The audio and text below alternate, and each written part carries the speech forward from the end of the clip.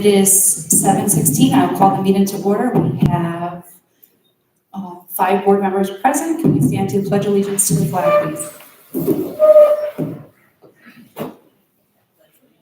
To the flag of the United States of America and to the republic for which it stands, one nation, under God, indivisible, with liberty and justice for all.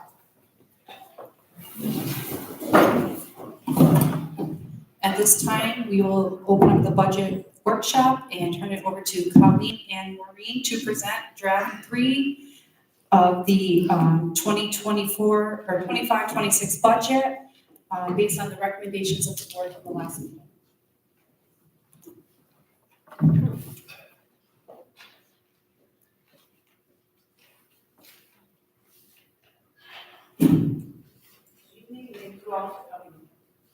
Last Thursday, community members. Try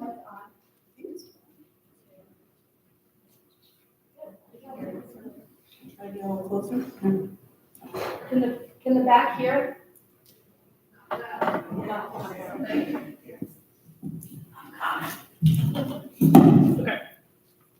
I don't know what.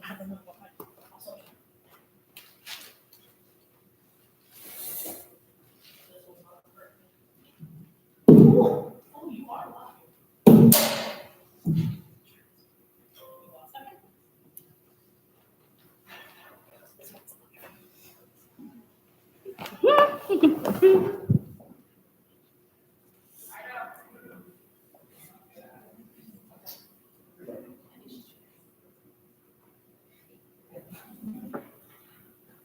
Last Thursday, community members came up to the podium with conviction and emotion. As a school business official and as an educator of nearly 20 years, I encourage civic engagement, not just because it is embedded in New York's learning standards, but because our public education system depends on it. Our system only works when people participate, not just react. We currently have 3 seats open on the board. There was a larger crowd than usual in attendance last Thursday, as there is tonight. But the district has only received 3 petition requests to date. This isn't a criticism. It's a reflection of something deeper in our community, and it's an opportunity. We're at a moment where strong governance matters more than ever. And governance isn't just what board members do. It's what the community empowers and participates in. Our public school system doesn't function well when people only engage at moments of crisis or when emotions are high. It works best when community members step forward to lead, to serve, to help shape long-term solutions before the cliffs appear. The financial challenges we face today and those we will face again in the future can only be solved through shared responsibility and a range of voices coming together to ask hard questions, weigh real trade-offs, and work towards sustainable solutions. Students and teachers shared powerful and personal stories last week, expressing feelings of loss, frustration, and uncertainty. Their voices matter deeply. At the same time, our board members are balancing intense, often competing pressures. This isn't about whether we care about teachers. Of course we do. It's about whether we are designing structures that can afford them, not just next year, but for years to come. If we delay hard decisions today, we are ensuring that future students who will love their teachers just as much will face more difficult choices down the line. The community has asked for transparency and financial stability, and I believe that is what the board is striving to do, but they can't do it alone. They need our partnership, not just input in moments of high emotion. When I was asked to consider joining Berlin, one of my questions was whether the community, not just the board, was ready to do the hard work required to build long-term sustainability. I was told yes. The Berlin community wants a business office and district leadership that is transparent, focused on moving forward, one that gives fair warning when risks appear, and creates enough lead time to take meaningful action. On the same note, just the other day, our incoming superintendent asked me what I saw as Berlin's greatest strength and what I hope we grow into. My answer was simple. This is a district with a strong sense of community. Everyone here wants something better for kids. What I hope we grow into is a broader sense of community, one that embraces difficult discourse, welcomes many perspectives, and stands together not just in celebration, but also in challenge. We ended last Thursday's meeting with a lot of advocacy for individuals, and that advocacy was heartfelt and important. But we didn't hear much yet about the direction the broader community supports. We didn't engage the bigger question. How do we come together now to protect what matters most tomorrow? This is what the next presentation is about.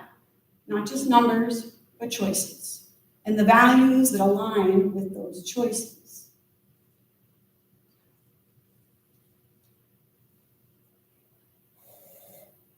So again, our core values mean more than just the poster, right? They mean something. Empathy, integrity, pride, perseverance, teamwork, growth mindset. They have to drive all of our processes. And our pillars, the two that we're really looking at here, is the community partnerships, working together to find those solutions, but also recognizing, as passionate as we are about education, facilities and some other pieces are very real realities.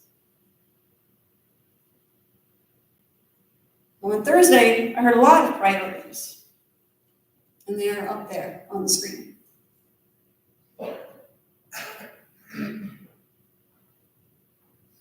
And here's the challenge that we're faced with. Budget development must balance current and future needs. There are program needs, student needs, operational facilities needs, there's staffing and money limitations, taxpayer needs, performance goals. We're going to look at a little bit about performance. Data and glance slides that will come next. And the purpose is recognizing performance, standing, and growth for purposes of continued conversation and forward planning.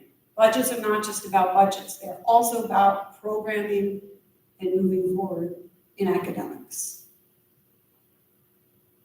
So are we doing okay? What is our status? What is improvement and what is growth? No pointer. But you'll see the 2021. So this is the line that puts all of the Questar region districts in relation to each other, and then shows the percentage of performance on all state exams. That is both elementary and high school. So 2021, 49.05% performance. The next year, 50%. We have a little jump, 54.5, and then the most current, 54.52. So we have made some movement, and we need to make more. Here is Berlin in relation to the entire state in performance. We have to have 5-year budget goals. We have 5-year facility goals. We also need 5-year performance goals.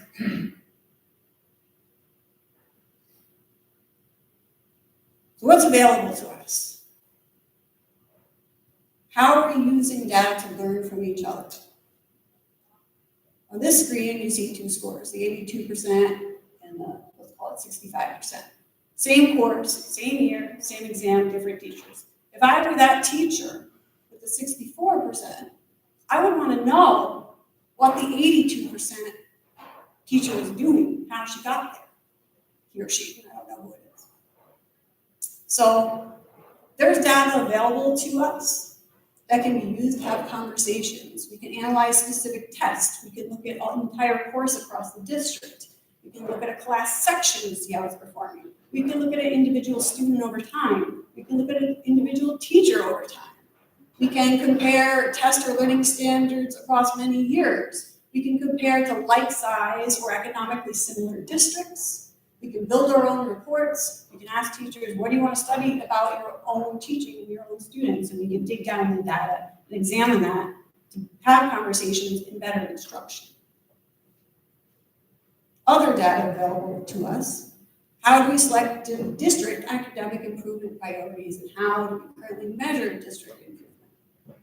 So more data we can compare ourselves to others in our BOCES in a variety of ways. And each of these has a drill down that could lead to further information. We compare ourselves to the RIC, which is the entire capital region. And these data sets that are available will even point out to us, here are some high priority standards that you might want to look at first that might lead you down the path to greater success. This is work that is done for us, but someone needs to lead the charge in digging in and bringing it to the teachers and bringing it to impact students. We have longitudinal studies. All of this is a treasure trove of state and local data in addition to the student products and other local evidence of learning that we're not taking full advantage of right now. Distractor analysis is another type of data available to us where we can look at student performance, again, by class size across the region and state, look at questions, who's getting the most wrong. If there was a question and students picked the same answer that was wrong repeatedly, what's the distractor there? Why are students picking that? We have responsibilities to our students and our taxpayers. If the board and community do not wish to support a curriculum position, we must use our in-house resources to continue this work through alternate means. This work cannot wait for a multi-year fiscal stability plan. Budgeting and programming are very much hand in hand. This money helps us take those steps that we need to take. So we're more than those test scores. I was a teacher too. I believe that I am more than a test score. Our students are more than a test score. But it's not about the score itself.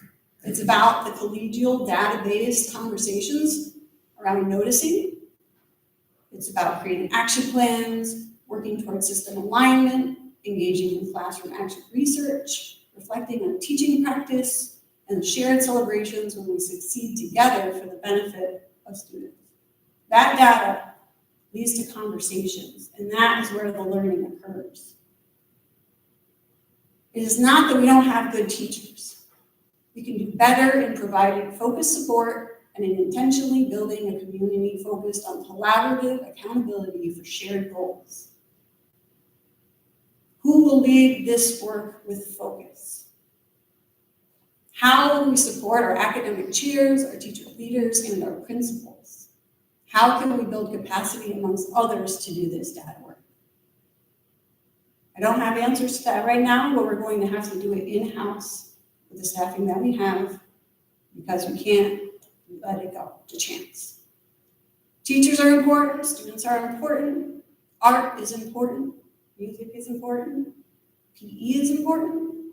Everything grows with the improvement in core instruction and with teacher growth. Students can succeed and thrive here.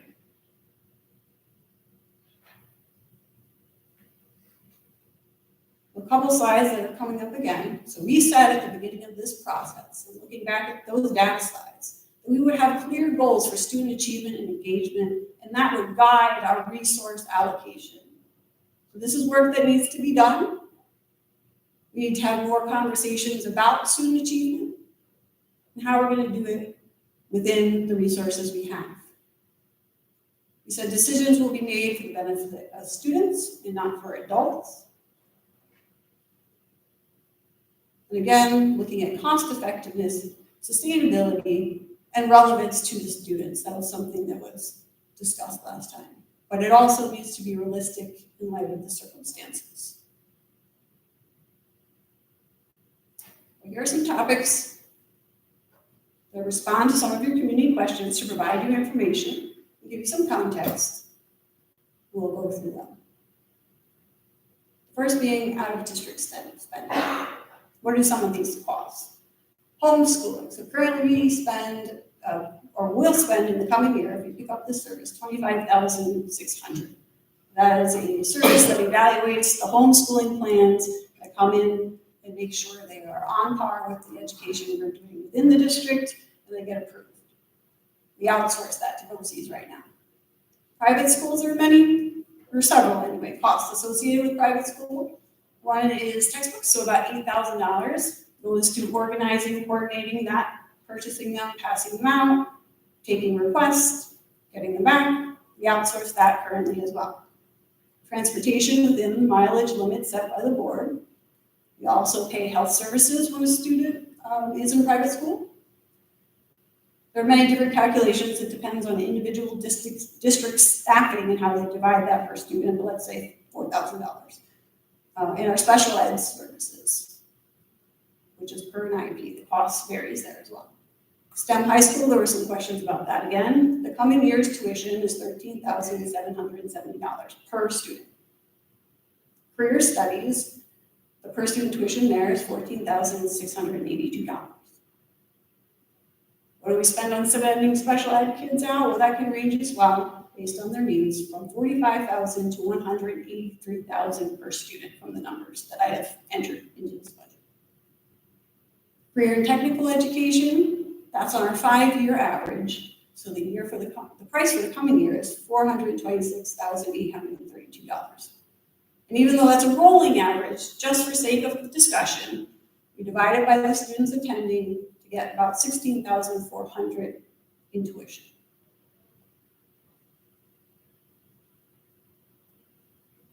So we're working on stabilizing efforts, so we don't have to do this again and again.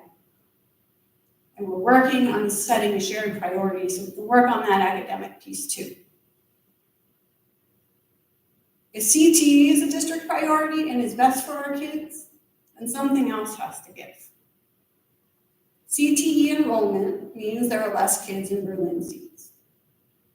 If keeping kids engaged so they want to stay in Berlin is a priority, then how and when are we going to begin to have conversations, meaningful conversations that lead to change about relevance, real-world learning, integrated SEL, and soft skills integration? Fiscal responsibility and program improvement efforts need to be considered at the same time. We have other competing priorities as well. There are imminent issues with our facilities. We have a failing water tank, a septic system issue. The driveway, which you came in through tonight, needs to be repaired. That will be taken care of during this school year. And an electrical capacity to run the new IT we're getting through our Smart Schools Bond Act. That will also be taken care of this year. They weren't in the budget. They were cut from the operations and maintenance budget, but now we have to pay for them anyway because we're at a point where we've patched that driveway so many times that the patches are just growing bigger. We need to plan for repairs and save for projects. Further failure to address these issues will compound the impact to taxpayers.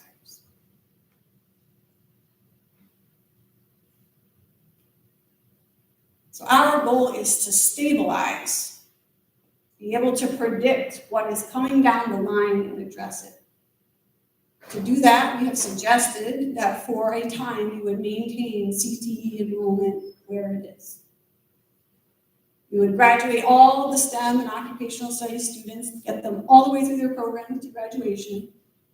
And as we're doing that, we'll reassess as part of our multi-year stabilization plan, which is something many of our neighboring districts are considering as well. Other efforts, we're continuing to right-size the budget lines and recategorize items so they can be better tracked. It is difficult to run a very tight budget without having better organization and history that matches from year to year.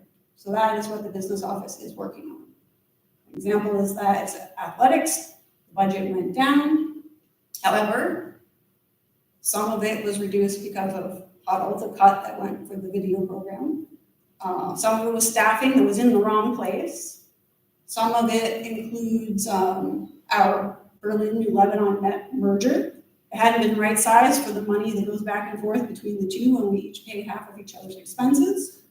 So putting the people where they belong so we can track them from year to year and they aren't in other lines, will help us run tighter budgets in the future. So CTE projection. We have a lot of supporters of CTE. I consider myself a supporter of CTE. Here's what we're worried about. It's our job to point out to you what is coming down the line so we can prepare for it. And so when we make decisions, we're making them knowledgeable. We know that the coming year's tuition is based on that 5-year average. So no matter who goes this year, we're going to pay $426,832. It is the coming years that will be impacted by the students we accept this year and next year and the year after. So if we roll these averages forward, let's say all 22 students who have been accepted enter and the 11 that are currently there stay. We just keep it at 33. We'd still lock it up at 33. Just using that as an example and rolling it forward. We're also going to say, okay, that's $16,400 per student tuition. We're going to use that for our calculation and just roll it forward, but also know that BOCES costs increase too. When they offer a program, they take all the districts participating, they divide up the cost, and that's where the per student price comes from. So this year's per student price will not be the same as next year. When we look a couple of years in the future, if we maintain those 33 seats, we're at $541,000, there we go, $728. However, if we were to take 22 returning the following year and 22 years after that, 22 the year after that, if that became our new pattern, in 25, 26, we're at the 426,000. In 2030, we're at 722,000. We see that coming. We want to prepare for it. If it's something the community and the board want to support, then we know it's coming. We know we have to make that money available.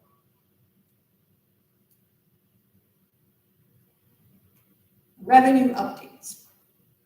This revenue chart now shows the 3.5% increase that is being recommended to run draft 3 of this budget.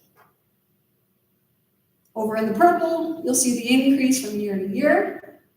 It is adding $367,843. Interest will be reduced. This budget will pick up reserves, $558,000, and so we can't account having that money in the bank collecting that interest. It gets adjusted. Distance learning, if we remove that, we're removing an expense, but it also comes with a revenue side, and that gets removed as well. We'll talk a little bit in future slides about the purchase of the truck, but if we didn't purchase the truck, well, then we can't sell the truck we have either. That revenue goes away. So there are pieces of the budget. When one thing moves, another thing moves. So let's look at using these reserves, which seems like it's going to be part of the solution this year. Reserves are taxpayers' money. It's their savings. We hold them, these savings, in trust for difficult times. We use them to carry us through short-term or unexpected challenges, and they protect our programs and they protect our taxpayers. They are not intended to be invested in situations where we know they're not going to sustain. But that's what we're doing, or proposing to do, as a transitional measure to get through this year, but we will still have the problem next year. We pick up $558,000 of reserves this year to run the salaries that are in there. Those salaries will all come with raises next year, and we'll need to carry the same money or more.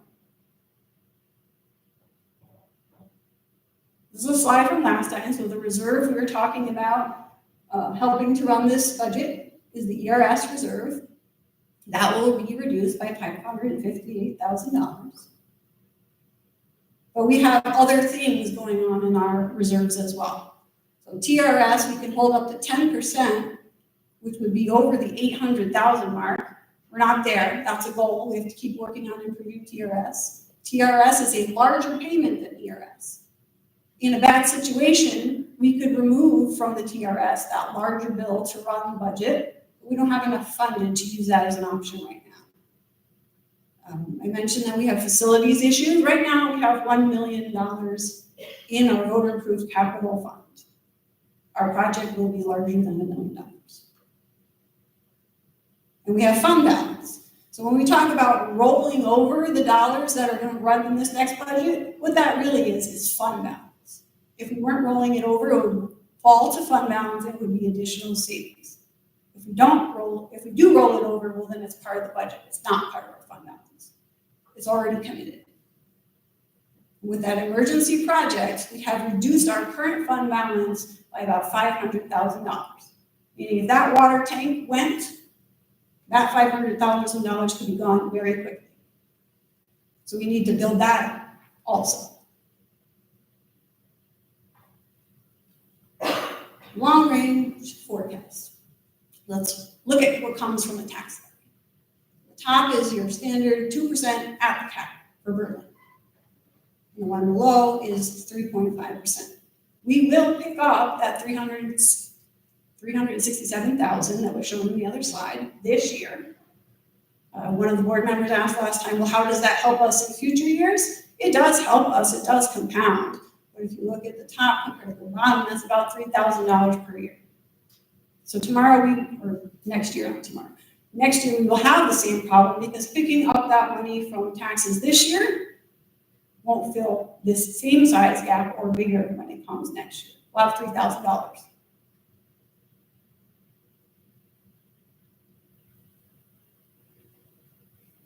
So on the top you have the levy cap, which is at 2.19%, and the recommended to run this budget we're presenting tonight at 3.5%. What's the impact to a household? If we were to go out at the 3.5, for a $200,000 house, it would be $57 more than the cap. For a $300,000 assessed value house, it would be $87 over the cap. And of course, these are not actualized numbers. These are the averages that we report to the state, and then each community has its own market and assessed values, which are then adjusted before the tax rolls go out. These are to help us visualize what a tax levy does.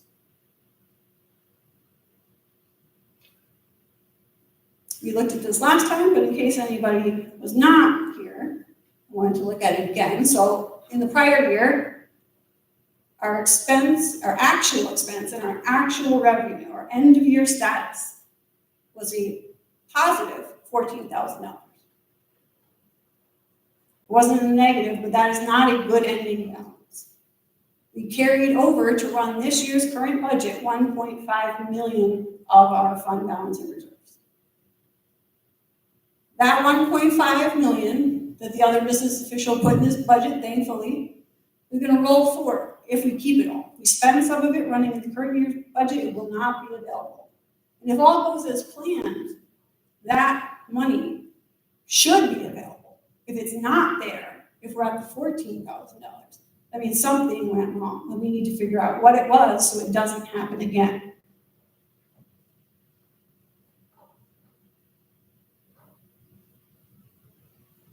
Just a review of historical expenses. Last time I said, well, is this budget too big? I didn't recalculate the exact number, but on Thursday night, it was around the $666,000-ish range, the increase from the prior year to now. Most schools of our size will go up $1 million or more. A lot of people in other districts are in similar positions trying to make reductions as well, but that is not an unrealistic pattern.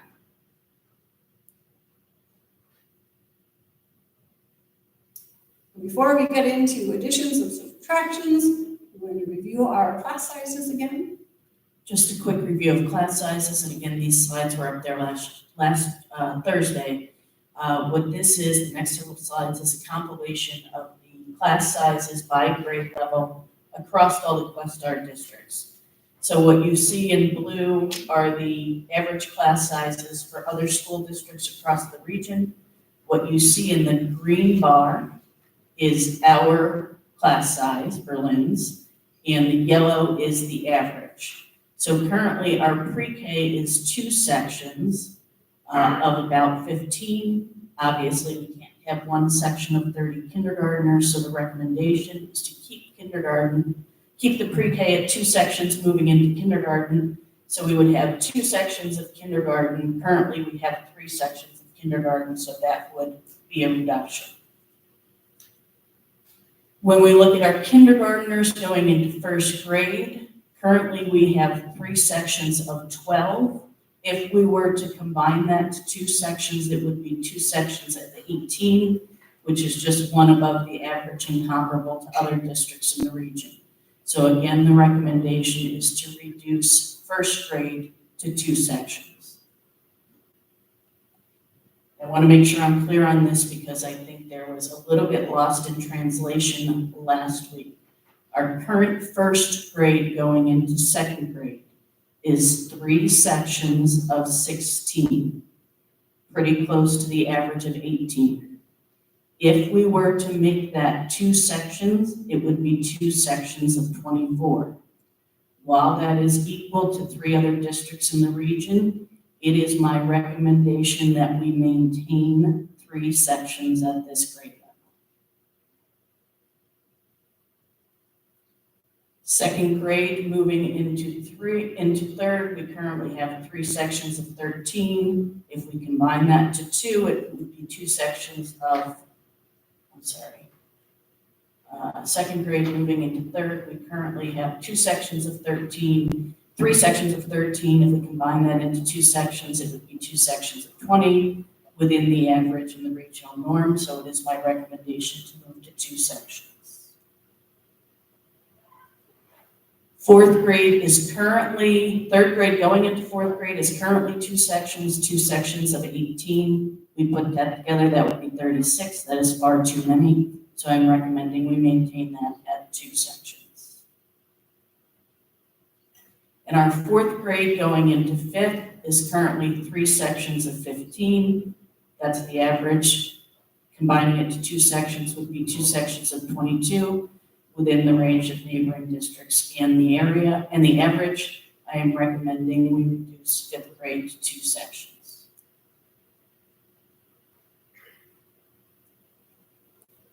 You want to go or you want me to go? Staff reductions. So the slide was up there as well on Thursday with a couple of changes, which I'll point out. So staff restorations, music teacher and PE teacher.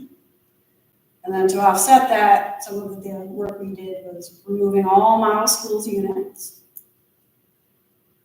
which is a teacher support for technology. We're going to bring the textbook service in-house. There are some offsetting costs to the increased work for our employees, but it will come in-house. Same thing with the homeschool evaluation service. And then we again went through, looked at the BOCES cost, adjusted any new pricing information we received, and found ways to reduce our hours if they were usage-based items in the budget. The additions are the same as last time. These were things that were in the budget last Thursday, but I want to talk about them in a little more detail. So again, we're going to take the 2 half-time maintenance positions, put them in one. We're going to bring in 2 building subs to cover the many coverages that are needed in a day, and that could be a potential savings. We're going to bring in NARIC, which is a BOCES service, to manage our IT, along with our current IT person. We're talking about purchasing a plow truck, a floor scrubber, and the 100K project. The coordinator of curriculum ed is out. So looking a little more at NARIC, IT management services, we decided we would come back to you with new pricing that we had just received that day. It is now in here, and with that new pricing, it actually turns into a net positive for the coming year when we receive the aid.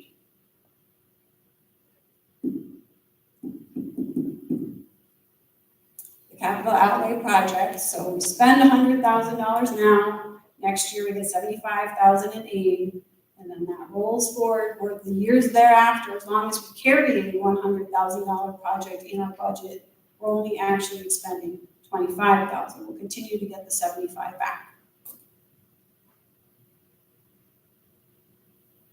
In-house plowing, much of this slide was here last time. I was asked to look at some numbers. I consulted with my colleagues who know much more about plow trucks than I do, and we came up with this information.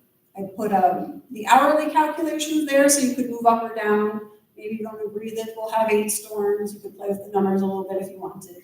But using those numbers, the totals are along the bottom. So we would remove the $24,750 service. We would purchase this truck with offsetting sales of old buses, scrap material, and the truck we're currently using. And that expense from year to year is not going to be anywhere near the service we're paying. And of course, it'll be a trial year. We need a truck anyway. The trucks are all older than 15 years. So it gives us a chance to try it. We can go back to a service in the future if we need to at absolutely no loss because we have offsetting sales.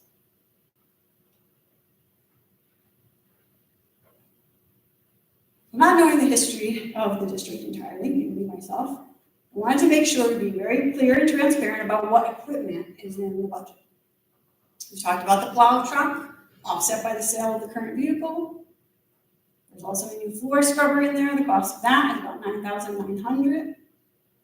Our operations and transportation equipment budgets are included each year for parts and equipment that are multi-year life. They reach the asset value and they must be inventory. So that's what goes in those lines. We don't always know what's going to break, but there's money to be prepared for that. The operations and maintenance budget increased in this current coming year, the 25-26 year, by $50,000. And that includes the scrubber and the truck.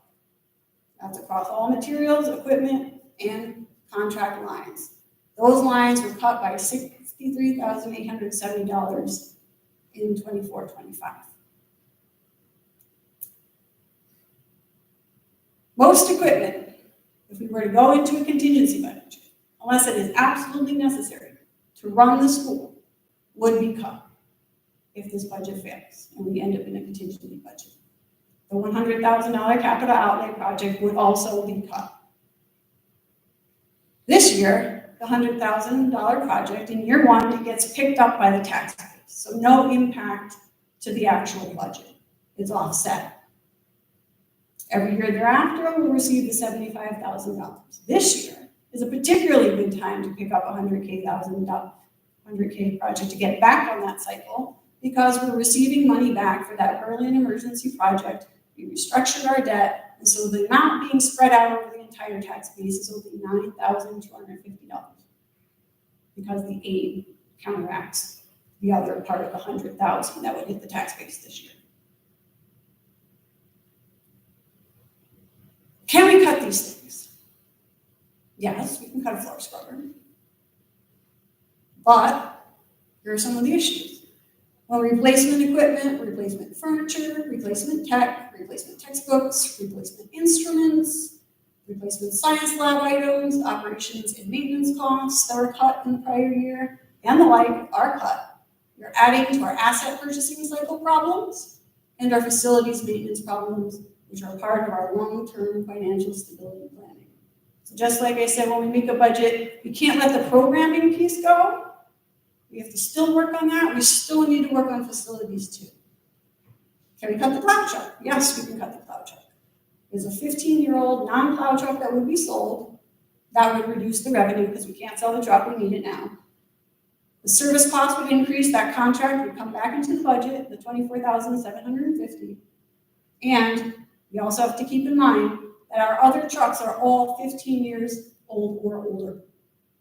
So the time is coming. It would be better to deal with them one at a time in a scheduled, strategic manner. What is the impact if operational equipment is cut, as happened last year? When these items are cut, we are also asking our operations and maintenance staff and others to do more with less. Facilities and infrastructure are not less important than student programs when things start to fail. We do not currently have formalized cycling and replacement schedules. What's happening is we wait for things to become unusable and spend money on repairs, or we're forced to replace those things at times when they have not been in the budget. Cutting a floor scrubber is not going to restore a position. The scrubber needs maintenance and repair. There are costs associated with that. But it is not a multi-year expense in the same way that a salary is with health benefits, retirement contributions, taxes, contractual increases. Because we're looking at more than 1 year. So the actual numbers for this proposed budget, draft 3. There was some conversation around distance learning and what value it brings to the district and students. The first set of numbers up there do not include distance learning. And the deficit then, with a 3.5 levy, is the $1.7 million. What we're going to do to balance the budget, we're going to roll over the remaining funds, hopefully, in 24-25. So that's our fund balance that we're rolling over, not going to reserves. And we're going to pick up another $558,000 from our ERS reserve. What if we get more than the 1.2 in rollover? Well, then we do the wise thing and we put it in the reserves that are underfunded. If we do add distance learning back in, what is the net expense or the net impact to the budget there? It would be $23,839. And that is because, regardless, if we pick up distance learning, it has WAN services included. If we drop it, now we need to pick up WAN to run our wide area network internet. Also, if we remove distance learning, there are potentially 4 less sections than planned. Other increase factors, we've looked at these over all of the budget presentations. A couple of things. One is that I was asked, well, how much do we pay for retiree health insurance? Because when we carry an employee all the way to retirement, we pay for them indefinitely. Right now, it's over $1 million we spend in health benefits for retirees. Today, we got some further news. Insurance has been very volatile, and we have been given a new percentage to calculate. We anticipate that something will give in the New York State budget, and we're hoping that will offset the new calculation we have to now do. Utica National is the same. We haven't gotten a finalized number on that, but we're at the high end, $28,000 at least. OC's increases, since we removed a number of things since the last presentation, that's the new number. And the reason for increases from year to year, we're picking up the full IT management services, which will be a net positive in the coming year when we get the aid. We have a records management issue that we intend to address. Tax collection charges went up from the BOCES, and there are some shifts in private versus BOCES placement.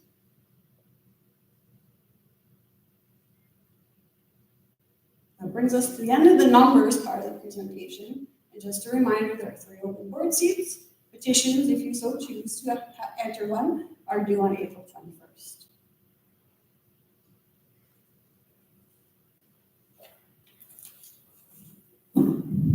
Thank you, Colleen. Now, back to the board. And I will start with comments from the board members. Can I ask a question just about the distance learning slide again? I'm not really sure what my question is exactly, but if you could just go over it again, and then I might think of a question, but I don't know what the 4 sections, potential 4 less sections that point. If we carry distance learning, we are intending to run 4 sections as distance learning classes. They might be low enrollment, which we're trying to manage, but if other schools are buying in, there's a benefit there. If we were to run those same classes here and they had 3 students in them, well, we'd have to look at them. Some of these electives are very low, but this gives us a chance to offer our students further opportunities, interact with other schools, and to test it out. If it doesn't work well, of course, we would revisit it next year. So it's 4 less choices Yes. for students. Yep. Potential. And We have to look at the scheduling piece after all of this is done and we come to a solution. We'll have to look at how things move around and what we can offer. And I don't know if you can answer this because of the scheduling going forward, but I think I had asked last week about the college and high school classes. So if there's no distance learning and less electives, are we sure we can do the college and the high school at least as a help to offer some interesting things? So the building principals have been included in all of the discussions that led us to these numbers and looked at their class sizes. Although schedules have not been formalized, they would be the best ones to give you information. information about what that might look like is in flux still. But we do have a general idea that allows us to move forward and make some decisions. I would say the reductions that were proposed, though, were done in such a way so we could continue to maximize the offerings we have for students, and in particular, some of those higher level offerings. And I want to apologize, last week I forgot to mention that Sienna Psychology with the States. I was forgetting one. I think that is one of the scheduled distance learning classes. David, the Sienna Psychology, Would that One that still we're be? offering for business. that's one that we would offer through distance learning. So it would allow our kids to take it, but it would be offset by other schools taking advantage of it. Okay. So how do we, I mean, again, I know you can't 100% say, but so will there still be some college in the high school, like the Hudson Valley Calculus or the Sienna Math or? I think that's in part based on enrollment, but that's one of the advantages, I would say, and Dave or Colleen step in, of offering distance learning. Say we only had 3 of our own students who wanted to take that Sienna Psych course. We may have to reconsider that, but if we have 3 of our own students sitting in the class and 17 students from across the region sitting in the class, then that's offsetting a portion of her salary, which would allow it to offer it for our kids. So one of the distance learning classes that we're offering here, Spanish 1, even at distance learning, there is a need all across the region, the area for Spanish teachers. They actually said that if you offer Spanish 1, that would be a tremendous class that other schools would want to take. So Karen Day teaches that, does a great job at that. As far as the college classes, our goal is to try to keep every college class that we can, but, we'll know more once the budget is settled on and on staff. Because you have to obviously do the core classes and, do the New York State requirements. Because I just worry that there's no advanced things for kids that want a challenge and their senior year consists of 4 study halls. Well, when we build the schedule, we want a balanced schedule that appeals to all students, all levels. And that's the intent. So the way we have it built is we have average students, we have students, Regents track, but also for students that can take college classes. That is the goal. We always want a rich, robust curriculum to offer our students. Again, once the budget's done, I'll know the staffing and I'll know, in terms of how to fill it. One other thing with distance learning, one class that we offer that our students take, which are here, is sign language. So it's an opportunity for our students who love to take it. We don't offer it here, but through distance learning, and that satisfies their world language requirement to graduate. And I would piggyback on that, Kim, to your point of electives. There may be electives that we don't offer here, but they are offered through distance learning. There's a catalog of hundreds of courses that are offered across not just Westar, but the entire state that our kids could take advantage of. So if we do find ourselves in a situation where we don't have enough enrollment to run a class, our students may have the possibility, based on their schedule, and based on the offerings through distance learning, to pick up that opportunity. Criminal justice, I think, is one that we've had students participate in quite a bit. So in this budget, are we planning to offer 4 classes in-house through our teachers as a distance learning class? Yes, when we started with Dave, that was one of the things that was looked at, whether we'd be able to do that. These numbers, the top had it cut, the bottom numbers had it included. It's a $23,839 increase. That's the feedback we are looking for. The other piece I would add here, the $40,000 in revenue was an estimate. In reality, if we offer 4 classes and all 4 get picked up, we'd be looking at more of $80,000. So that's a conservative figure, but we have to be careful. Even though we're going to offer 4, we need students from other districts to pick it up, and that's contingent upon it working in schedules and bell schedules and things like that. So if we offer all 4 and all 4 are taken advantage of by other schools, then we would actually break even, for lack of a better word, or be ahead of the game. It's dependent on the teacher who is teaching salary, they give us a calculation.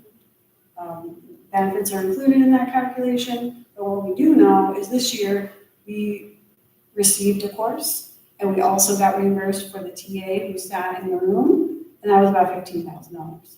So even if 2 of those were picked up, I would assume we get $15,000 or more, and that's why I feel pretty comfortable with the 40 that was sitting in there for prior year's budgets. So is the 40,000, you don't have like, the 40,000 is 2 courses or 1 course, it's just? No, it'll depend on the cost of providing the course, which is dependent on the teacher who's teaching, on our end. Regardless, if we were to run this and we know the students have accepted sign language, I would expect that we get that 15,000 again, at least, even if nobody picked up anything, just because we're running the TA here. It's If they a do conservative pick up- estimate based on what we know to be true at this point in time. So then the $60,000 expense most likely could be covered by the revenue offset. That's what I'm saying.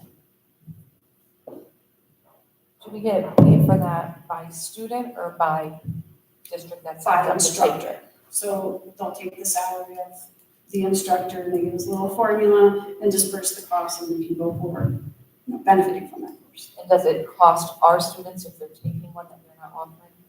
The only cost is the package cost. If we're participating, So the 80 is no matter what, right? No matter how many we participate in or how many we're teaching. If we participate at the package cost, we could have every single student, if it worked in their schedule, potentially take a course. It's unlikely, but there's no limitation. But it could also be 1 person. I think the law business makes very good sense. Minimal impact, if it is an impact, but it should be a wash. I agree with Kim, we do need to maintain opportunities in high school for students that want to get challenged. And sometimes, I believe, some college requires courses to be taken if you don't offer it, and they have to take them to go to college. If you don't have to take them to college, it's a net gain for the parents that they don't have to pay for that course in years past. Are these college credit courses? the proposed ones, I Some think of there them. were 2, Dave can correct me if I'm wrong. We have, UCLA psychology, HBCC classroom technology, will offer. 2 that we are offering, but there's a plethora of offers coming from other schools that could also be college level courses. It is a very wide range of courses that students can take. They can take a general course all the way up through college. And are students provided that catalog of courses that are available? Yeah, so just very quickly, Ms. Harrison, Mr. Short did a great job in terms of the go classes and explain the process to students. We have what we call like a class fair in the cafeteria in February where the kids come in and actually speak, either teachers, students, department chairs, ask about the different courses that are offered.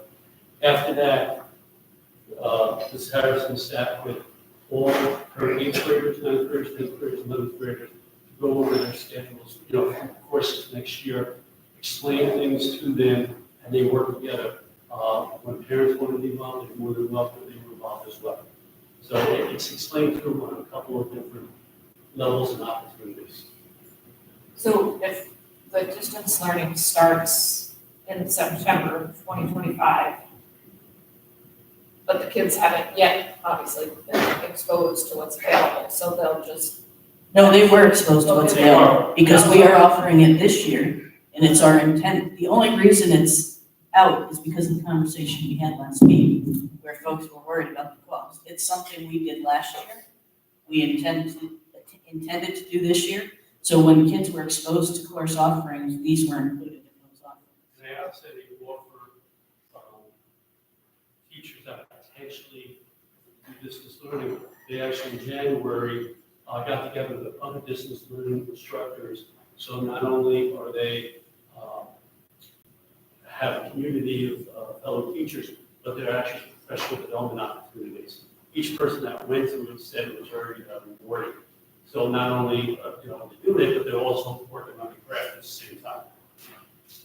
So I think even if they're not college courses per se, or Hudson Valley courses, I mean, I think it'd be pretty exciting for students in this district who have never had a huge plethora of things to choose from, to be able to take sign language or whatever else. I mean, that, you know, even, like I said, even if they're a senior and it's not a college credit course, but something they've just never been exposed to, it's better than studying law. I'll be honest, I said to them, I know is that, okay.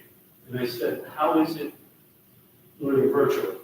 Because everybody's different. Some people can do really well at it, other people aren't. And they said that they're getting a lot out of it, that it's not hard because they can ask questions, but also we have our teaching assistant, student one in there, also a system. I said, is it worthwhile? I want to ask questions too. And each of them said it's been a very positive experience for them, and they do recommend it. And by the way, it's different students, we have like different levels. It's not just, say, honors. The students are in it are at different levels. So it's open to everyone. And it's live, right? Yes. Teacher. Yeah, the most challenging thing of that is a schedule. So go ahead, Mark. Yeah, not all the high school schedules line up, so there is some, and I think the teachers work on that and deliver those programs. You may have a 5-minute swing from us to Coxsackie to Burnt Hills as a starting time, and that's going to flip to the end time, but you line it up the best that you can, and the teachers work within those parameters. The teachers will meet with the students, after the school day or whatever, that they could work. So if they missed anything or refused, they could work one-on-one with the teacher. Virtually, but it's one-on-one. I mean, my opinion is distance learning prepares kids for college because a lot of college classes are delivered by distance learning. At least that was my experience. Or lecture halls, And and bubble, so it changed. And this year we got a discounted price on it, is that? Yeah, last year, because of the situation we were in, we worked with NARIC. And Kelly mentioned the WAN service. The WAN service is our wide area network, am I saying that correct? Which is our internet access, is bundled into the distance learning. So recognizing the circumstances we were in last year, NARIC agreed to essentially give us the program for the cost of the WAN and a little bit more. So we did get it at a discounted rate last year, and they just can't continue to do that. Just to make this point, students that qualify for free reduced lunch actually get the college credits for free. So students that, and we fill out the paperwork and we submit it, so they don't have to pay for the college credits. It was free college credit. So for example, in our Sienna psychology right now, I don't have the number off the top of my head. We have a number of students in that class that are going to get free college credits from Sienna, a private school. So that's a really nice thing. We have all the equipment that's necessary, we don't have to. We have a fully equipped distance learning lab right now. And even the capacity in our recent conversations with them, because the technology has changed since distance learning has been implemented, that should we choose to deliver more moving forward, there are more economical ways to do that. And keep in mind, the more we offer, the more that cost is offset moving forward. So a really good example, we talked about some of our art classes, where it might be really hard for the art teacher to move everything they need to provide instruction to the distance learning lab to deliver a class, but there's capacity now, should we choose to tap into it moving forward, to equip the art room at a much lower cost than the original setup of the distance learning labs back in the day. But yes, that was a long answer to your question. We have a fully operational room right now that can deliver and the capacity to build that moving forward if we think it's advantageous to do so. And the plan It's is- not a multi-year contract, right? No, it's 1 So if year. things don't go well, that's. We're working with, we will be working with their, on our IT management, so I mentioned they are very skilled in addressing distance learning, but they also run.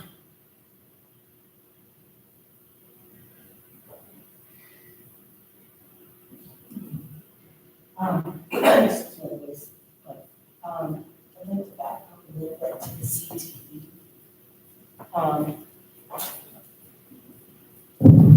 I'd like to back up a little bit to the CTE. We currently have 22 students between other than 12? Or 11? 22 are the number that we have recently learned are accepted, they're invited. We have 15 seniors scheduled for next year and 15 juniors. We have 15 graduating and 15 juniors moving to seniors.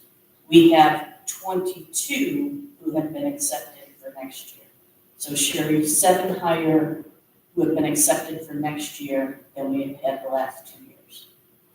And how does that process work? They meet their counselor, the counselor recommends that? So very similar to what they've shared, students are informed of the opportunities that are available to them, including Quest Arbosi's programs. The Quest Arbosi's programs, other than distance learning, there's an application process. And once they go through that applications process, BOCES will let us know if yes, they have met the criteria and they have been accepted, or no, that they haven't. In some cases, they haven't. Dave, did you want to add more to that? Yeah, so Rachel, Ms. Harrison, I apologize, reaches out to the sophomores and juniors, sophomores and say, explains what the Quest R is, what they offer in the programs, then asks the students who are interested to sign up, go for a visit. And then so this year we actually have 41 students that went for a visit. And they go and they'll say you're in culinary, you'll separate into culinary. Automotive, you separate, and they go there for the day, and then they come back, and if they're interested, they fill out the application. And I believe out of the 41, please don't quote me, I think, out of the 41 that went, I believe 35, I'm sorry if I'm off a number. 29 applications, I believe. We're submitting. Okay. So they're submitted, and what happens is at Questar, they sit in committees, and they look at academics, the programs, they haven't applied in other schools. They have a rubric that they go through. You know, we have some kids, I believe, that are on wait list. We have some students that wanted one program, they recommended a different program. So currently, just got concluded, and we just received the word back. Do we cap the amount of students that go, or if they choose to fill out the application, do we just automatically send them, or is there? We have in the past, and that's where we're running into a bit of an issue. We've not put guardrails around it, so to speak. So in that slide that Colleen showed, the multi-year slide, if we stayed at the 15, we would be in a position to forecast. And that's 15 is a good percentage per year of the class sizes we deal with. I would say we send a higher percentage of students compared to other districts. Typically, other districts will have that number, and they will say so we can again let folks know ahead of time too, while we're providing you the opportunity to explore the CTE program, we are limited for a variety of reasons in the number of students we can send, and we will recommend X. I'm recommending we stick with the 15 that we have had for the last 2 years and carry that moving forward. We have not historically done that in the past, so now we have 29 students who have applied and 22 who have been accepted.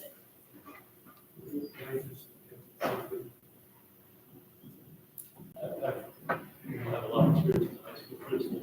In prior districts, when I was a high school principal, I was actually given the amount of seats I was allowed for CTE programs. We had to set a number because you have to be cognizant of the budget and so on and so forth. No way am I saying what to do. You're on the same reference. When I came here the first time, my first question was, what's our set number? And I was told there isn't. So again, this is any high school that I've been principal at, that's what that's the experience that I have. Well, and I would say, if you look at the sort of tuition cost of the CTE programs, I mean, it's actually, I think, a little bit more than like the STEM high school. But I believe a few years ago, when people were inquiring about going to STEM or career studies, or Tech and some of those things, we did put a limit, like we're only gonna send 2 students this year, and, I don't know, the reasoning behind that, obviously other than budgetary, but it feels like if you're limiting, only 2 people can go to STEM, then in a way, it seems like maybe there should be a cutoff. Western as well. And I guess just to piggyback on that, the STEM and the P-TECH are in career studies are separate from that CTE bucket. And those have been heavily subscribed during what I'll call current years. So my recommendation is to put a freeze on those just for the time being until we can level it back out again and get back on that cycle that you talked about, Kim. Maureen, when you say 15, you mean 15 juniors, 15 seniors? Correct. Or 30? Correct. Okay. I wanted to mention, just because I'm big on my CTE. In 2023, the Robert Gibson Technical School had a 100% graduation rate, and Berlin had an 89%, and a third of our graduating seniors were CTE students. So it's an important program, but for most years, it's less than 30 that we've had between. This is a spike this year. Yeah, and last year and just the last 2 years, and obviously after COVID, that makes sense. But I think 15 and 15 is on average, sorry. So what we've had prior to the last couple of years, the 30 combined. Yeah, but our 10th grade is bigger this year than most, so that could be also That might the have something contributing to do factor with that, yeah. to that increase.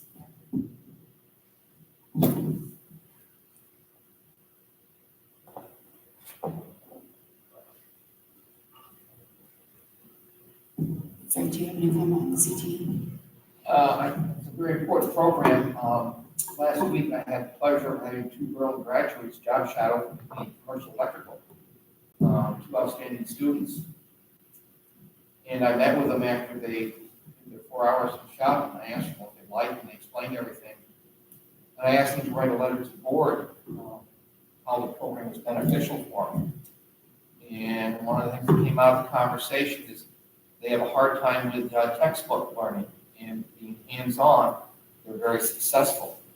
So we have to look at the students that are challenged with textbook learning and career paths, because these students do come out with certifications to get a job, a good paying job in different areas. Even the heavy earth moving program out the Gibson facility, the instructor is a Berlin graduate. He's doing very well. He's a top-notch instructor out there in the program. So we have graduates come back to Berlin, we have graduates out there teaching, very successful. So it's tough. I think the cap you have to put on to see what's the fit, and the students be successful in either place. And some stuff we can bring in-house. If we want to do it, I'd open it up to the staff administration. If you'd like to go take a tour, I'll go with you out there in the facility and see our students and other students in action and the investment in the equipment, because that's the hard challenge to bring that program back, the equipment and the space. So like long distance learning, CTE, they're all part of a bucket list to make it successful. And it's tough, but there needs to be some type of cap so that we can manage the system and have continuous growth and improvement. One of the things that students shift over there for a while and come out there, maybe that'll free up some time and space in this building to enhance our programs to make them stronger, bring students back. It's going to be a partnership, whatever we do here.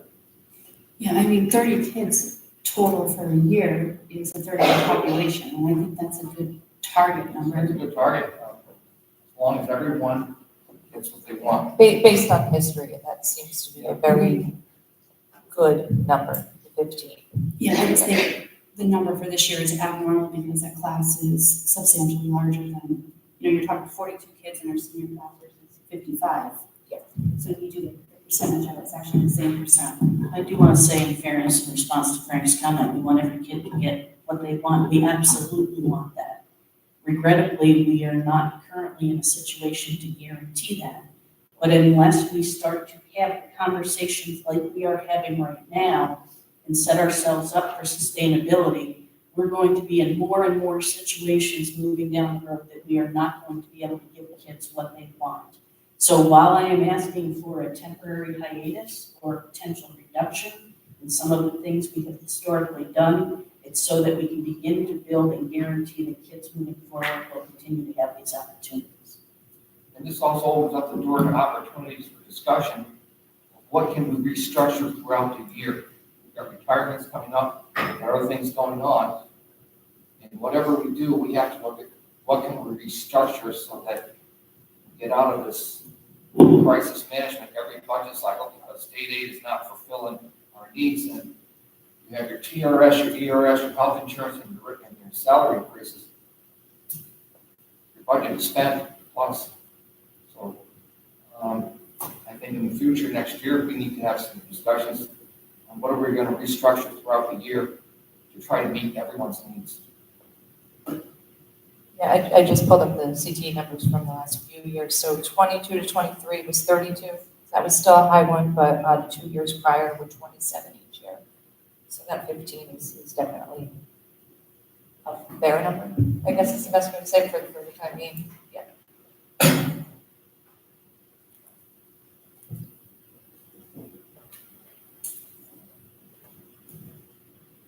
And then just to piggyback off what Frank said about state aid, I did pull the numbers from our local districts to see what they were doing differently than us, and it actually boils down to the state aid.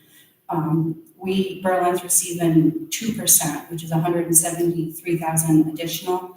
Hoosick Falls is receiving an additional $1.8 million in state aid. What's that percentage? 13.89%. So they're not on hold harmless, safe harmless. We're on safe harmless, which means we only get a guaranteed 2% increase. But doesn't that have to relate to the formula change also? It could very well have to do with the poverty changes and the rates that they were using prior to this year were based on 2000 census data, and now they are using a more up-to-date and regional number. But again, hold harmless, whoever's on hold harmless is at that 2%. Now, the one thing we did not bring up tonight that we brought up last week is we still don't have a state budget. Both the Senate and the Assembly have advocated for addition to the 2%, but neither of them more than 3%. For us, 3% would be another $75,000, which could offset that distance learning that we're talking about. It's not a significant amount, even if what the Senate or the Assembly has proposed comes to fruition. But at this point, we will take what we can get. Katie, did you say So Hoosick Falls got, like 1.8 million more in aid than we did? Is that? so Hoosick Falls aid increase is 1.8 million. That's their increase in foundation aid For this, for the upcoming year.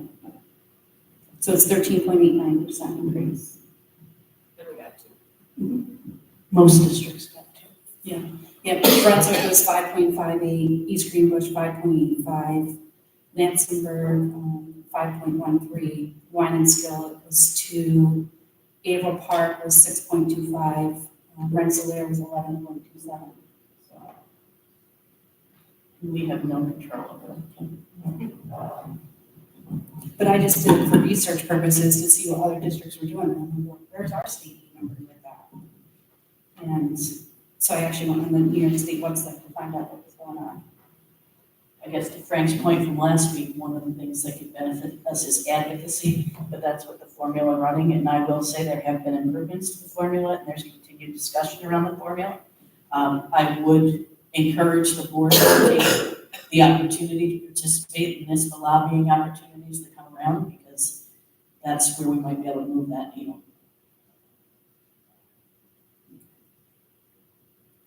That really is the driving problem we've got here, lack of state aid.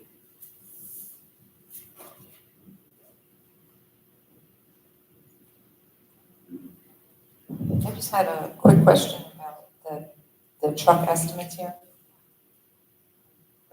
A little confused about the 2 hours per storm estimate. So I was asked to come up with an estimate Okay, And there is a note in there, if you look at all the fine details that I didn't read, that so we've talked about scheduling, and offsetting different shifts to cover it. We don't anticipate there'll be a lot of overtime with that, but nonetheless, I was asked to calculate it, so I said, okay, well, let's pretend we have an arbitrary number, knowing that we anticipate having the staffing to cover it.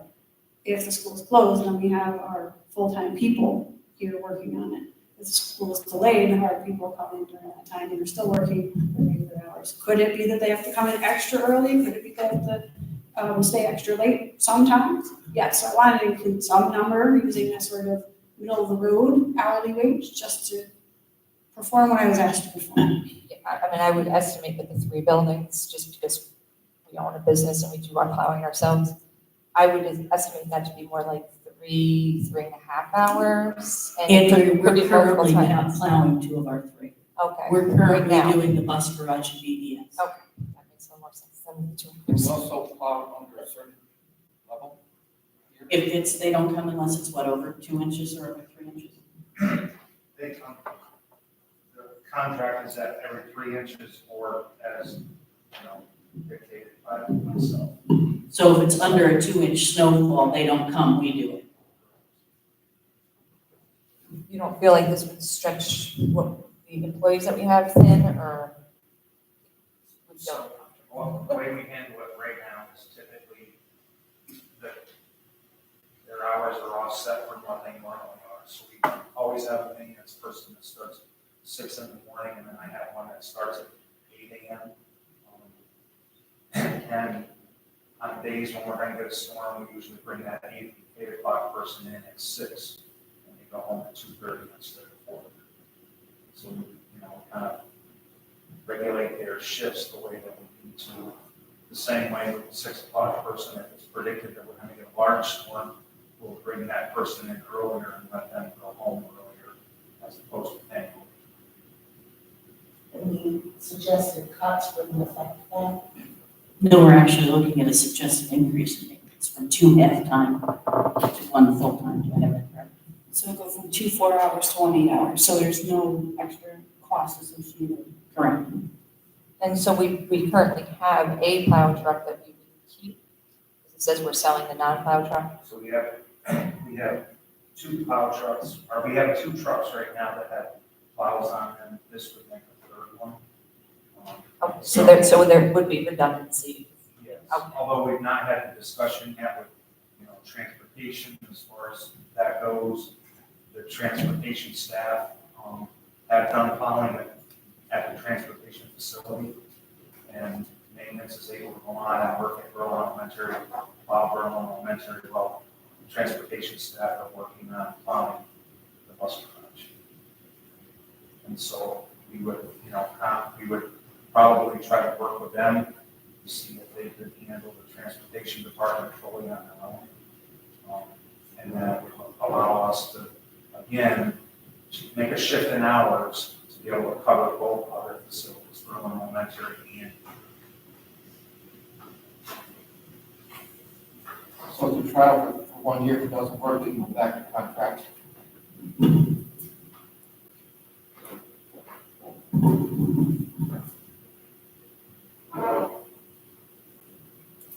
Any other board questions or comments?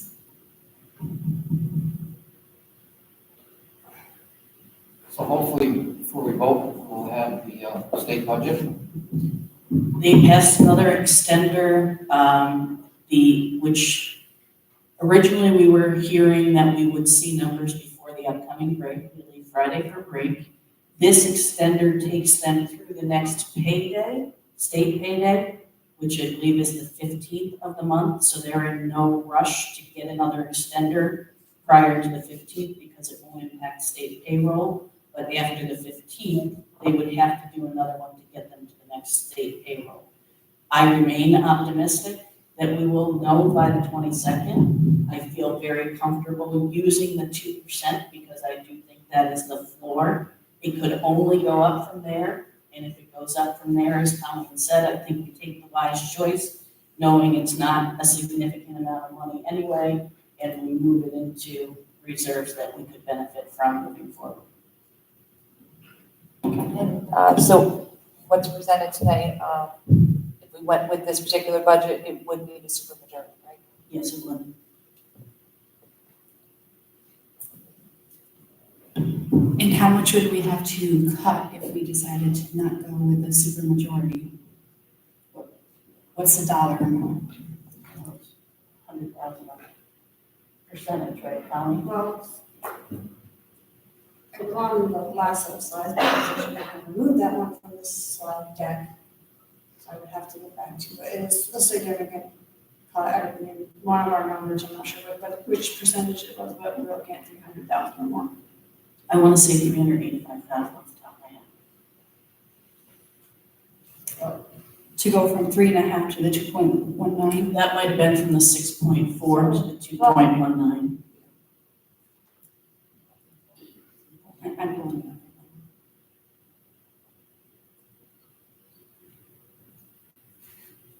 So we'd have to cut about 140,000 more as a budget to not go to supermajority.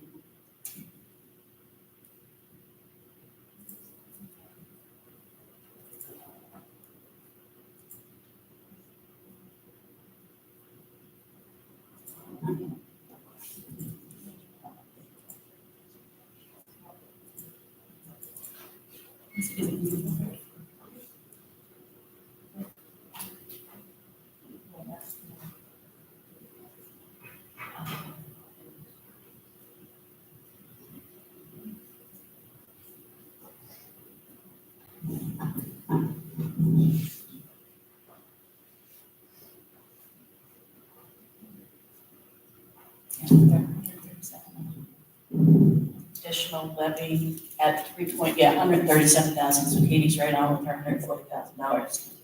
So if we went back down to a 2.19% cap, we would have to reduce another $140,000 from what we have been presented tonight. I think that's a discussion we have to do after we do our community feedback survey. I think we need to ask the community what their opinions are and get their information back to us. I know what we did get, I think it was 68% on the last budget vote, and it was also at 3.5, so. And that's why we started this conversation at 3.5, because that's what our taxpayers supported last year. Okay. Any other board comment? Okay, public comment. Public comment is limited to 3 minutes, so everyone has the opportunity to share. This is a comment. This is time for the public to make comment to the board as a whole and not a answer or question and answer session. In addition to public comment tonight, we are asking the public for feedback via a survey, which is similar to last year, and we have the draft survey here, so we can make it live tomorrow. It'll be online as well as paper in the local libraries. Okay. Andrew, do you have the time? Okay, thank you. Let's see, Karen Simmel.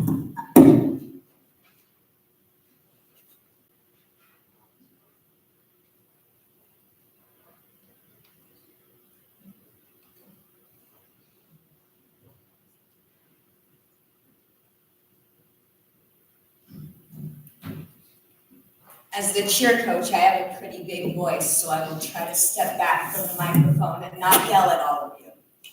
I am a 10-year resident, 7-year employee, and a parent of many district students.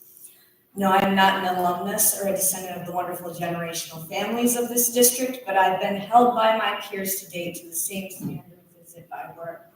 I am proud to speak among my colleagues and neighbors this evening and thank the board for the time.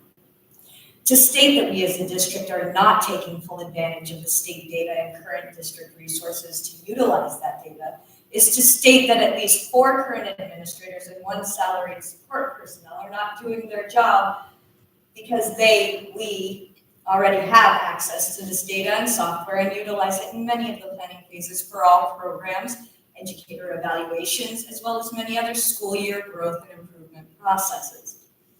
One of them being diversified educational opportunities that we clearly, based on this budget, do not have the budget to fund in-house, and B, according to the New York State data report card, we can do elsewhere for far cheaper than we reportedly spend on a student in-house at, according to the New York State data report card, $23,863.96 per student to your reported $14,000 to $16,000 per student in extended building programs. You speak as if these programs do not benefit us. Their higher success rate builds our graduation rate up as well as our proficiency rates, which in turn increase our financial aid.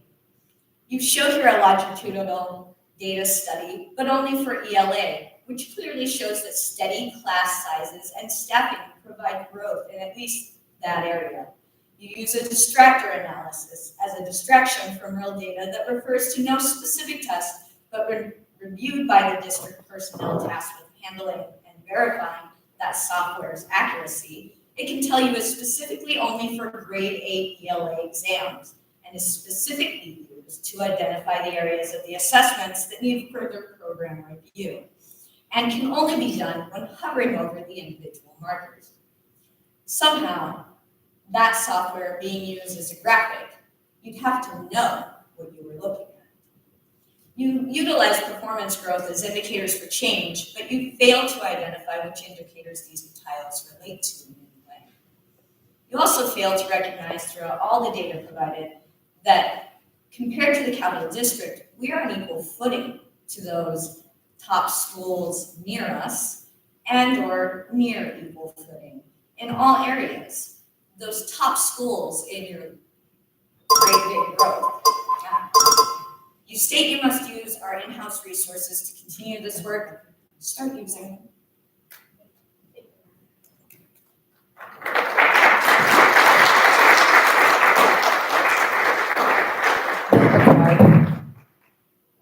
Required.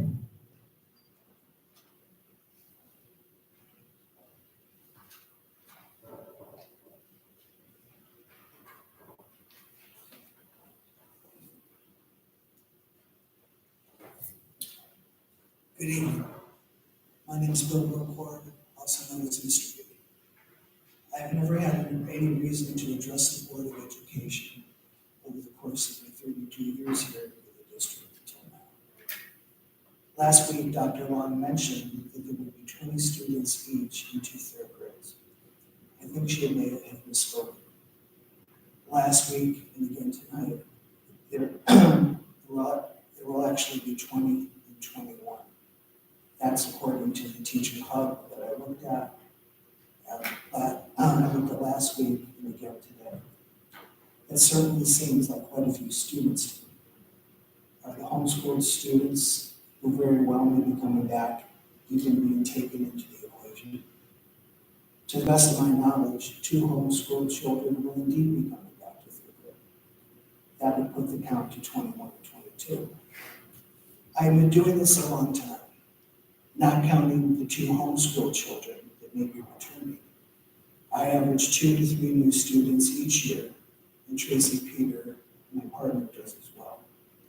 4 to 5 years ago, I actually had 3 students with special needs arrive several days before school even started. Yeah, I get that you cannot predict the enrollment.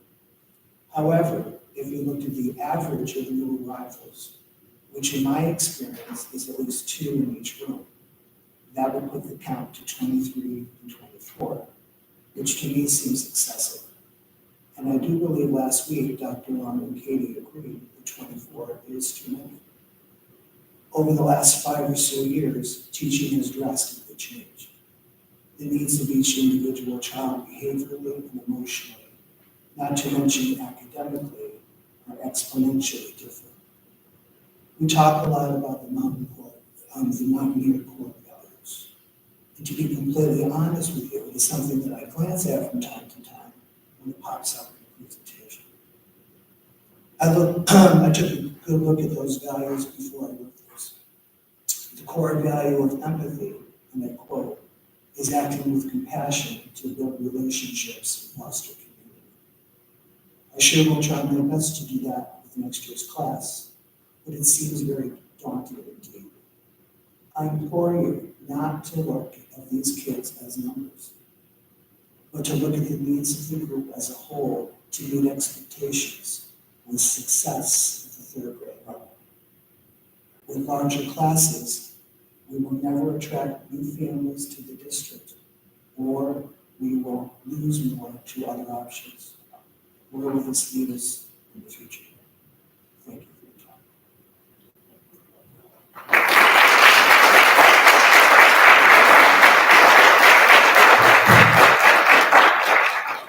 Nikki Dunham.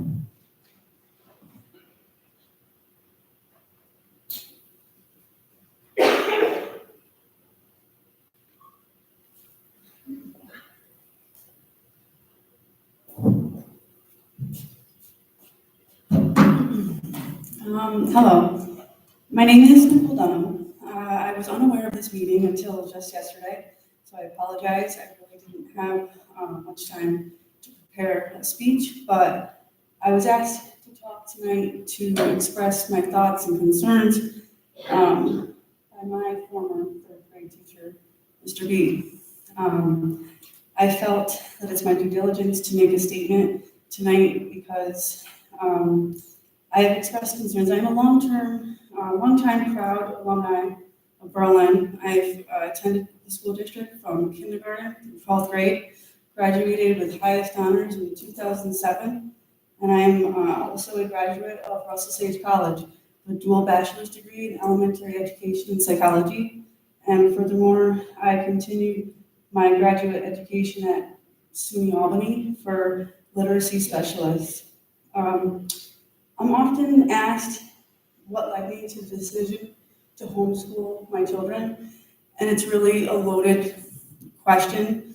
There's so many variables that go into considering the pros and cons to public school versus homeschool.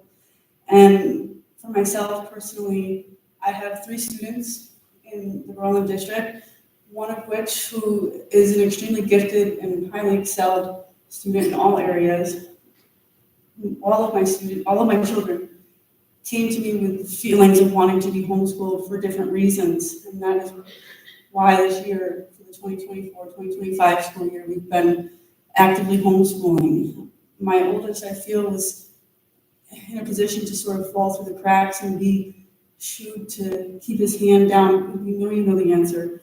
Whereas my daughter, who will be entering into the 3rd grade when we re-enroll for the 2025-2026 school year, who's going to need a lot of additional support, who, as I said, I have academic education background, but even with a 3-to-1 ratio at home, with teacher to student ratio, I've found that there's not enough hours in the day.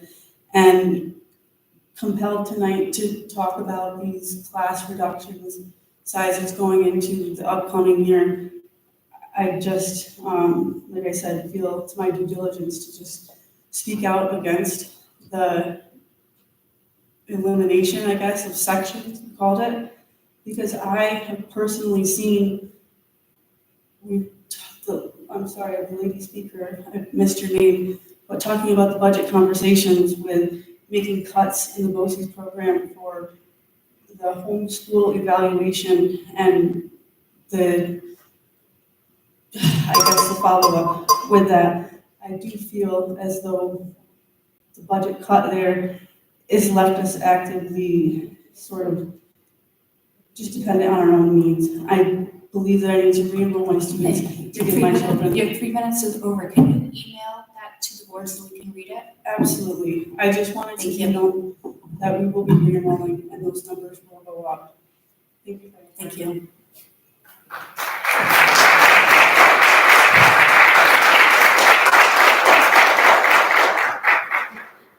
Courtney Rowe here.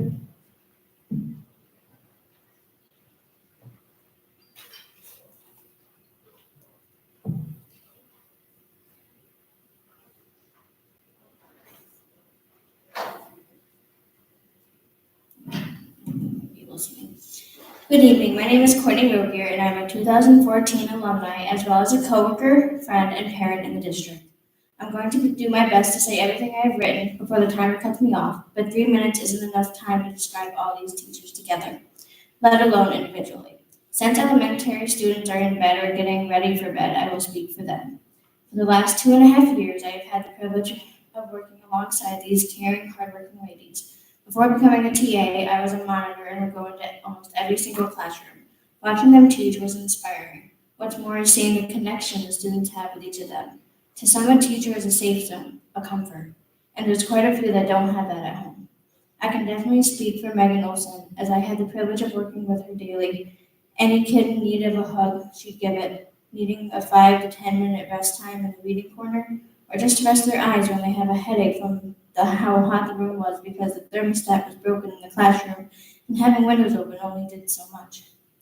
Megan treated me as a TA, let me become fully involved in the classroom, giving me the admiration and becoming one.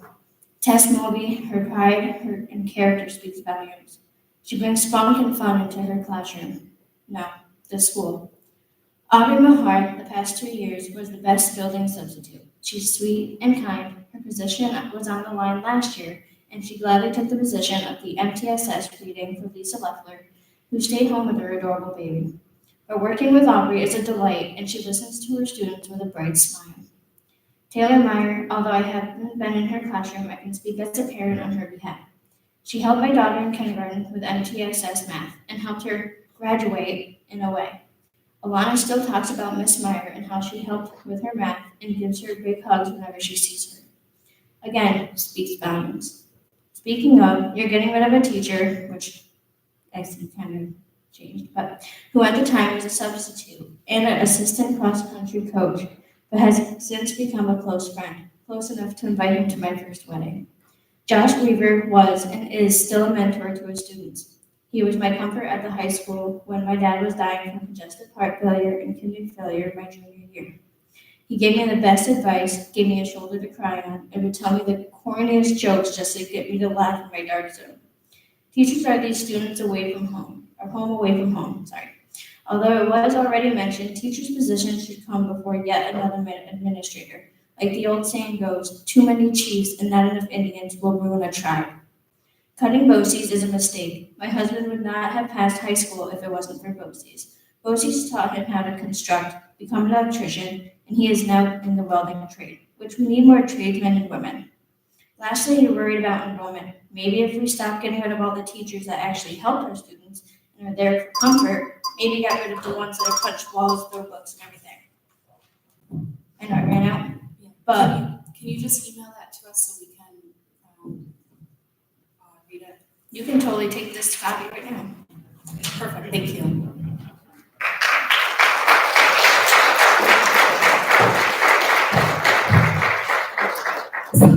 Sandy Hanselman.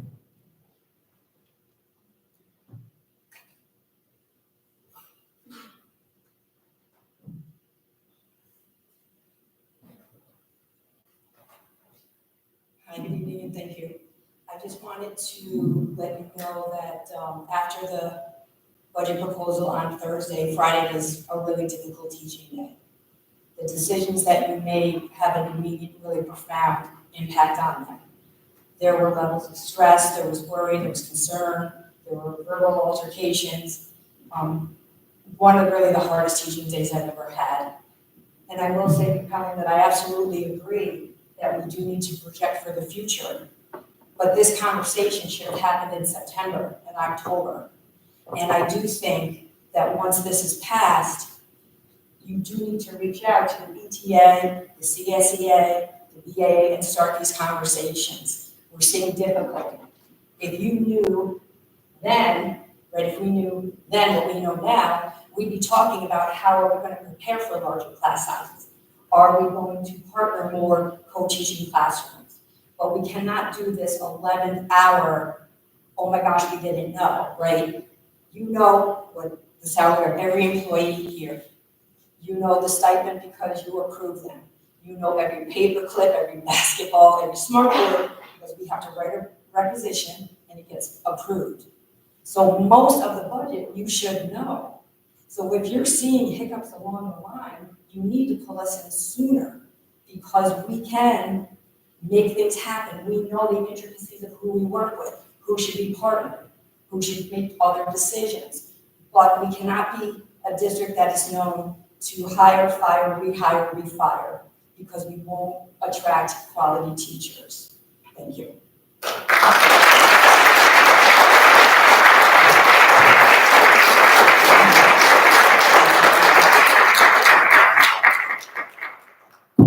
Walsh.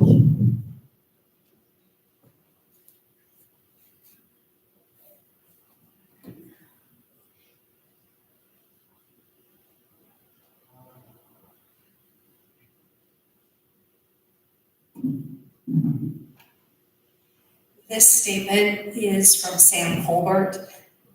She's the co-facilitator of the Professional Development Committee, who could not make it tonight. In regards, and I also am a member of the Professional Development Committee. In regards to the information in tonight's presentation about data, student improvement, and curriculum, I would like the board and community to know that our district PD committee has already agreed, previous to the budget season, that curriculum must be our focus for next year's PD time. We have 56 hours of PD time built into our school year teacher contract. It is already on our agenda for our monthly meeting after spring break to start planning curriculum work for next year and what that looks like. The teachers have identified that they want to learn and how they want to update their instruction. I am confident that our current faculty, department chairs, team leaders, and building principals can come up with a plan together to tackle curriculum without another hired administrator to focus that work. If and when the district is in a better financial situation, we should revisit the curriculum administrator position. But in the meantime, rest assured, we have a talented group of people who are willing to do the work for the betterment of our students and their learning. Thank you.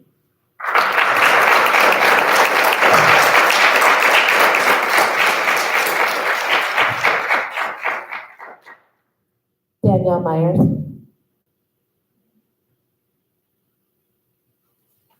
Julie Edmond.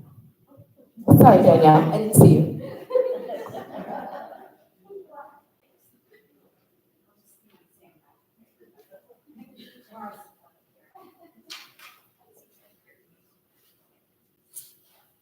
Good evening, my name is Danielle Myers and I stand before you tonight as both a teacher in the district and a parent of a child in the district.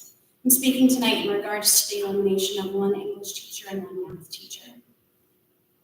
I'm not sure it was specified in tonight's presentation, but both of these positions are coming from the current 8th grade team. Please allow me to take you back to this time a year ago. As a board, you had decided to eliminate Sam DeCarsifolo, 7th grade social studies position, and Mary Lou Hunt, a 7th grade science position. Neither position was brought back this year, which means that the 7th grade has been operating on half a team. What I mean by that is that I teach all of the ELA classes. Patty Korzak teaches all of the math classes. Then we pull from the 6th grade to teach 2 of our science classes, and we pull from an 8th grade for the compression science class. For our social studies classes, that same 8th grade teacher has 1 section, and then 2 other high school teachers are pulled for the other 2 sections. It's disjointed for a middle school team to say the best. Now let's fast forward to now. Now there are 2 8th grade positions that are on the chopping block. Faith Hallebeck, the 8th grade math teacher, and Ayla Senecal, the 8th grade ELA teacher. So these current 7th graders who have had so much disruption to their education already will yet again experience the same kind of stresses next year as 8th graders. I cannot emphasize enough the negative impact that terminating these 2 positions will have on these kids' academic success. Have you thought about the compression math and science groups? With these cuts and talks about eliminating sections, will they be able to continue into the high school math and science classes as 8th graders that they've been preparing this entire school year for? If the answer is yes, what else is going to have to be let go in order to secure that these teachers who are certified to teach these classes are available to these 8th graders when the 8th graders need these classes? Have you thought about the 3 through 8 state testing in English and math? Is this the best way to prepare our students for such testing? How does this affect the other grade levels? We now have to give up teachers to cover those classes. What will have to be let go then? Electives, honors classes, advanced placement classes. In a time when we're just coming out from under the state's thumb of being identified as a school in need of improvement, can you honestly tell me, and everyone else in this room, that this is the best way to stay off of the state's hit list, and that it's totally all in the best interest of the students? Also, based on tonight's presentation, I see that the music and PE positions have been brought back, and that is terrific. I'm almost done. How do you choose which positions are more valuable than the others to be brought back into the budget? And if you were able to find these, to fund these positions, why can you not find funds to support an English and math teacher, 2 curriculums that are very foundation to every single student's academic success? Can you send that to us? Yeah, I will. Thank you.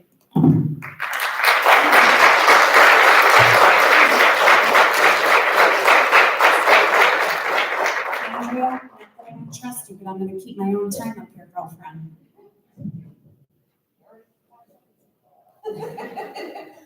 And Katie, don't you come for me. I'm gonna at least finish my sentence when it goes off, okay? I won't go beyond that, but I would like to at least finish my sentence. All right.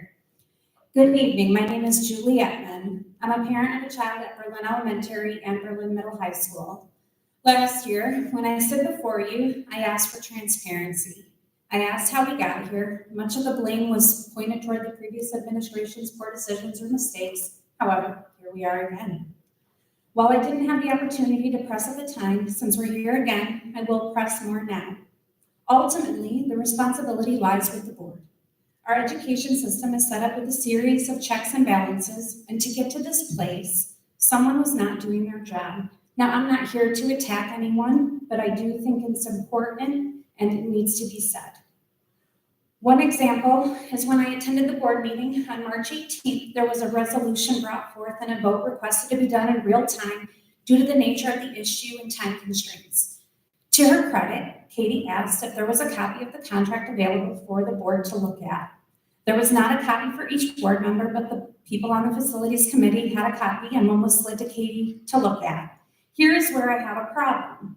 The board voted on it and passed it, and some of these board members did not even have the contract to make an informed decision.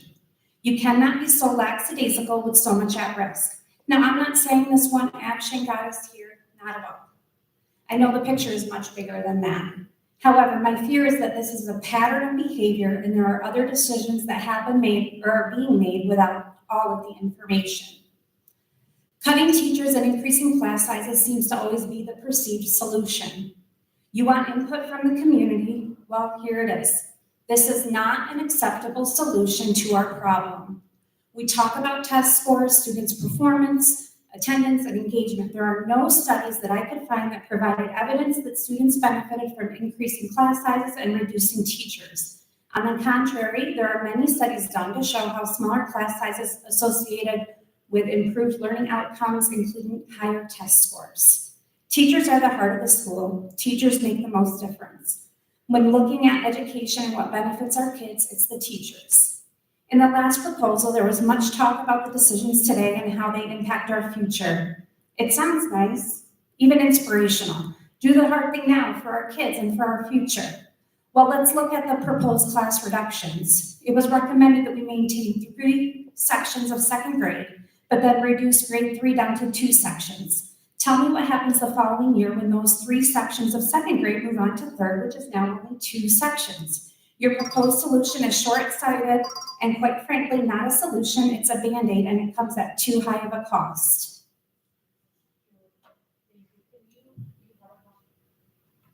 Do you have a copy of that for me to read? Or can you send it to the board to read? I will send it to you. I have a much longer version. This one was condensed. Okay. Thank you.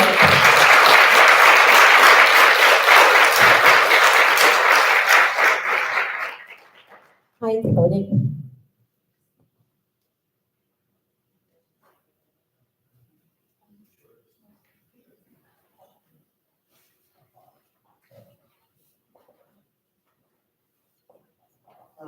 Good evening. My name is Heinz Noting. I'm a resident of the town of Petersburg. One of the first things that we heard tonight in the presentation by Colleen was, quote, "We need to plan before the cliffs appear." We need to plan before the cliffs appear.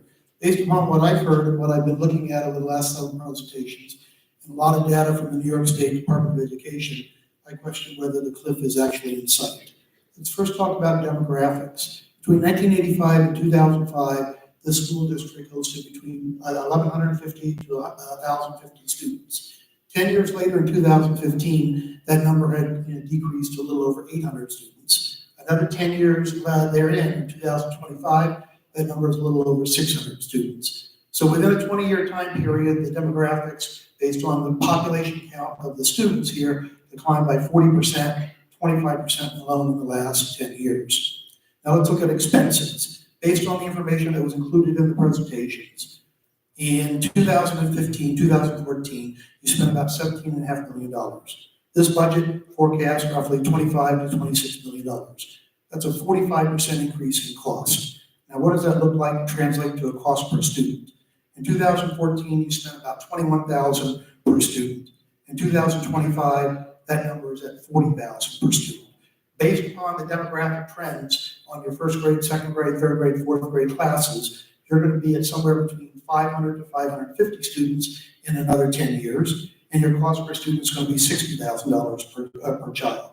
Now, how does that compare against other districts in the state, given that we're all facing the same demographic trends? In 2014, 2015, this district spent about 12.5% more per average than comparable districts.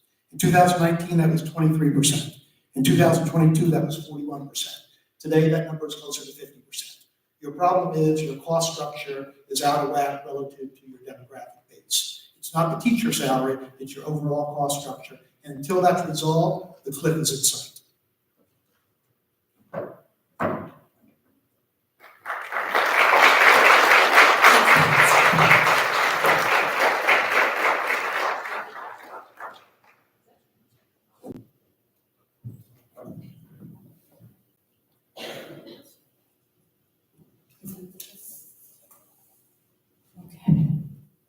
You want to hold on? Well, I need to get some feedback from the board. Okay, so public comments over. Do you feedback from the survey? Well, I'd like to hear the board's feedback, if anything different than they've already said prior to the public comment, based on the public comment.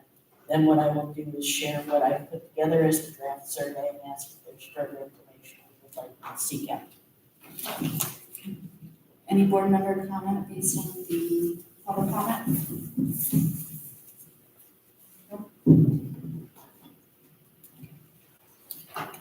So let me make sure I am getting a sense of the feedback from the board a little bit earlier based on what we proposed tonight as the draft 3 budget.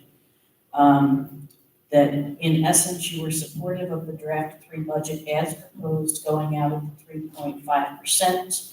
It appears to me that distance learning was important to keep in if possible to the majority of the board. And there was agreement to cap CTE seats at 15. We felt that was reasonable based on past history and the circumstances we're in. There were some questions about bringing the plowing in, but it appears that with all the questions answered, people are willing to move forward with that. So somewhat similar to last year's survey, the questions we are looking to ask folks is how they are best represented. And the choices obviously are community member, teacher, staff member, parent, student, or any combination thereof, because we want to know who we are hearing from. Question number 2 would be, is the draft 3 proposed budget acceptable to you, noting that there was the restoration of the PE teacher, the music teacher, and the elimination of the previously proposed coordinator of curriculum and instruction, and folks will have the opportunity to rate that question from unacceptable to highly acceptable. Third question we have is the allowable tax cap for Berlin is 2.19. The draft 3 budget assumes 3.5. Can you support 3.5? The options being yes, no, and undecided. And if the answer is no, we are requesting an explanation. Given the minimal impact, slide 40, and the presentation will be linked to the survey as well, so they can access it. Would you support adding back distance learning? Again, the options being yes, no, and undecided. And if the answer is no, asking for an explanation of why. And then the final question, after reviewing the budget information, please share any additional feedback you may have. And that's a narrative response with unlimited characters. So when this survey is completed, if they answer yes and they want to explain, they could do that in section 7? We could change, yes, they could, or they could be allowed to explain regardless of their answer too. I can make that modification. Yeah, I'd rather have that modification so that it gives us something else to base our decisions on.